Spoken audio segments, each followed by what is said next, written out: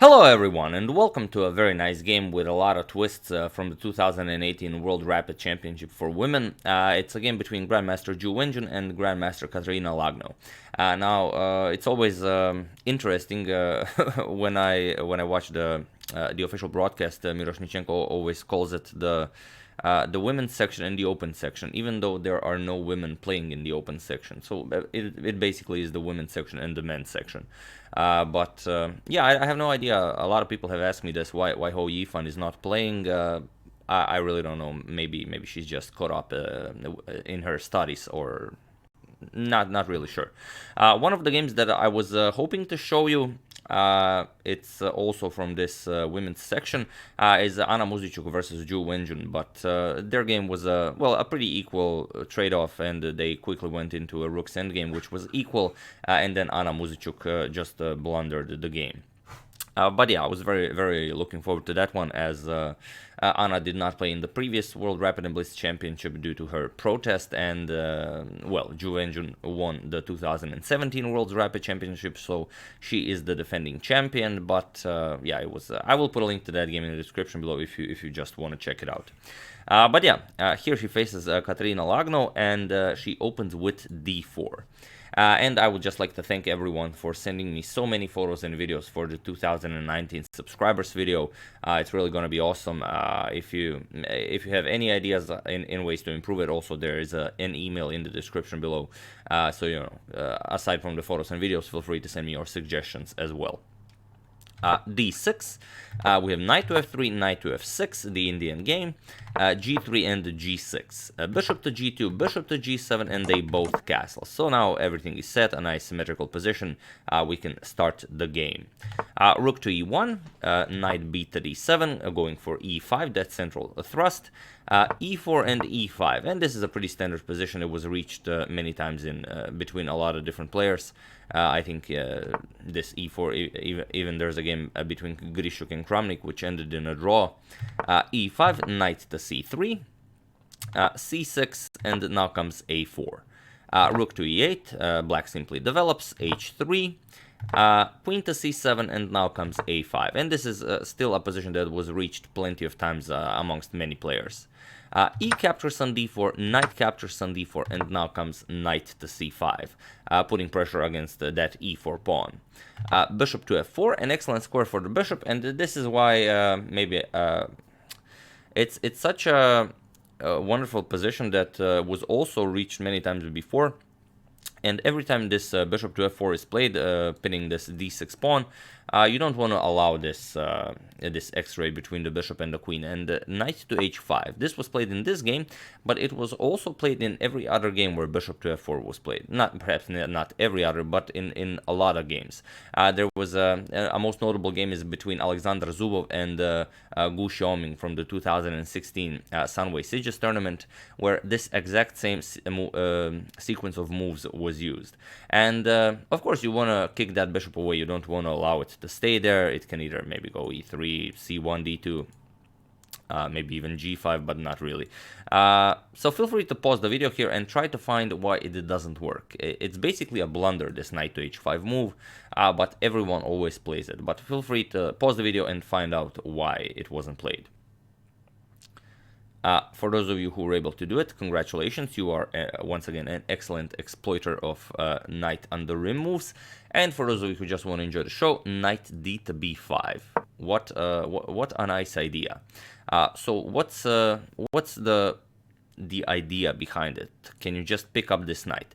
Well, not really. If you play c captures on b5, then okay, you are up a piece for the moment, but then you face bishop captures on d6, simply grabbing the pawn, attacking the queen has to move, and also you've just removed the defender of the c5 knight. Once the queen moves, you're just gonna grab it, and there's really no way for you to keep on protecting the knight. If you go something like queen to c6, then you get e5. Again, it's an open attack against the queen has to move, and only then will you pick up the knight back, and white will simply have a winning position. But in this game, like in the game between Zubov and Xiaobing, after this knight d to b5, we have queen to d7, and now comes bishop captures on d6. It's interesting, in the Zubov game this was played as well, even though the engine prefers knight captures on d6. Because after knight captures on d6, the rook is under attack. But now you have to go into knight captures, pawn captures, rook to f8, getting the rook out of the way, and now e5 you have this monster knight on d6. But it seems that whoever played with the white pieces, when they got to this position, they weren't prepared for it. Black just blundered with this knight to h5 move. So okay, bishop to d6 is played here. We have knight to e6, getting the knight out of the way as the pawn is no longer protecting it, and now knight to a3. Wenjun continues in the same fashion as Alexander Zubov in 2016. And here we have bishop to d4. Again, the same exact move Xiaobing played in 2016, which simply doesn't work, and we have knight to c4 now. And black's position is just terrible here. There are the biggest problem is with the dark square weaknesses. You don't really know what to do with your bishop. If you trade it for the knight, that's just terrible. Then you're gonna have a whole lot of dark square weaknesses with this bishop going all the way. The queen can come to h6. Okay, here we have rook to d8, piling up on the d file. And here is the difference between the game. Alexander Zubov played queen to d3 here, Wenjun plays queen to e2 here, but the idea is pretty much the same. You are giving this knight some protection, and also you are preparing to bring this rook into the game.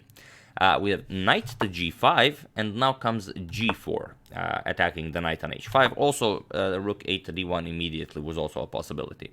g4, and now comes queen to e6, a very interesting move, offering this knight on h5. But accepting the knight leads to a very complicating position. After pawn captures on h5, you could go knight captures on h3 check, but even better is getting rid of all of these guys here. Knight captures, and now after queen captures, e5. But now after e5, white will just keep a better position. Queen e7, now comes h4, attacking the knight. Now comes knight h3 check, captures, and after queen to e4, attacking the bishop, bishop captures, pawn captures, and now after bishop to f5, white will just retain a better position with being an exchange up. You can go h6, you can completely stifle black's position. But okay, after queen to e6, Wenjun does not go for this line, rather bishop to h2. This bishop is an extremely powerful piece. She wants to play e5 and create a really powerful central control. Knight to g7, now there are no tricks, you have to put the knight back, and now comes rook 8 to d1. h5 here, black wants to start an attack, but now comes h4, kicking the knight away. Knight h7, and now g5, and now it's really going to be a problem to get this knight back into the game. Queen to e7, perhaps with ideas of sacrificing on g5, but also preparing to bring this bishop into the game. e5, and now comes bishop to g4, attacking the queen, bishop to f3, blocking, bishop captures, queen captures, and now knight to f5. Attacking the h4 pawn, and here queen to f4 was played, and this move actually allowed Kateryna to bounce back into the game. Bishop to g3 was the correct reply, defending this pawn with a bishop, but you have to put your bishop here so white can capture it. But here after bishop captures, queen captures on c3, knight captures on g3, queen captures on g3, rook captures on d1, rook captures, rook to d8. You would still get this knight to d6 move where white would be much better.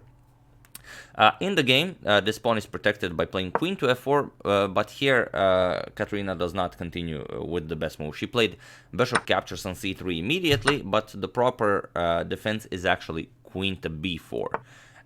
Attacking the c4 knight, and only after knight to d6 is played, now you play bishop captures on c4, on c3, and now white cannot trade queens on b4, nor does white even want to trade queens, because you would capture back with the bishop, you would have to capture back, and then after captures, you would have to capture with the bishop, and then you still lose the h4 pawn, and now even though white has a better position, it's hard to say if white can actually force this into a win.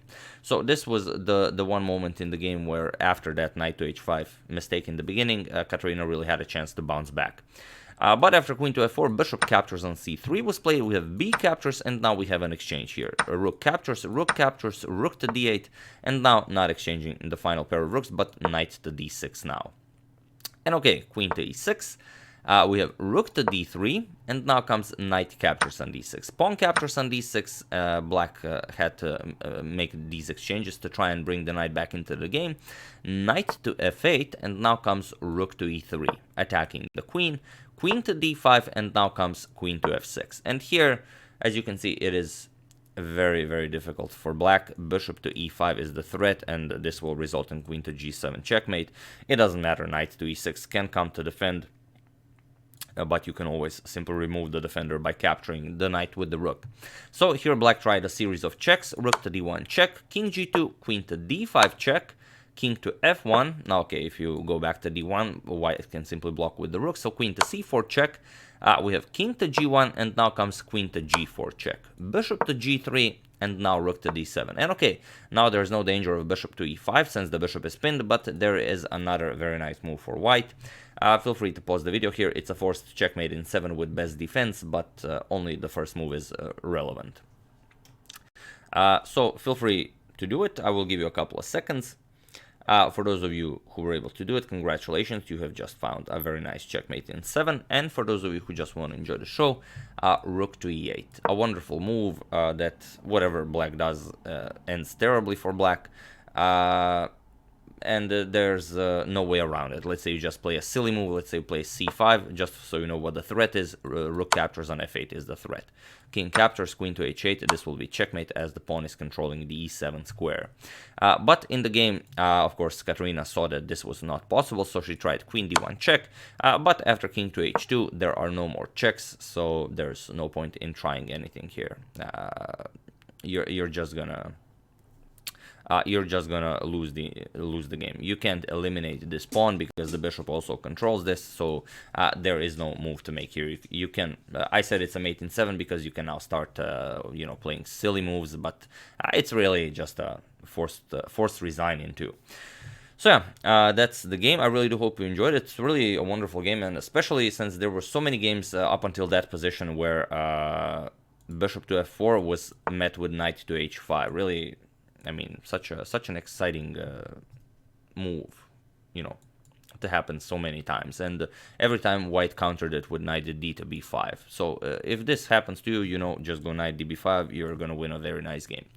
But yeah, just so I don't forget, these are the standings after 12 rounds, as the women only played 12 rounds, not 15. It was 4 rounds per day.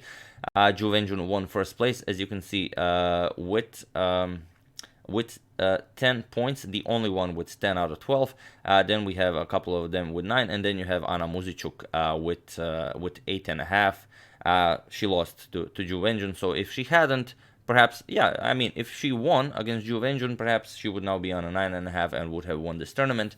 But Wenjun defends her title from 2017 and is now again the 2018 Women's Rapid World Champion. So that's basically it. I do hope you enjoyed that, and we're gonna get back to some Blitz games today. Hope I will be able to cover them, as they're Blitz games, you know, happening so fast. But yeah. Like I said, feel free to check out the description below. Join the subscribers video 2008 and 19. It's really gonna be a blast. So yeah, as usual, you can check 2 of my previous videos here. Thank you all for watching, and I will see you soon with some more interesting content from the 2018 World Blitz Championship. Thank you all, and I will see you soon.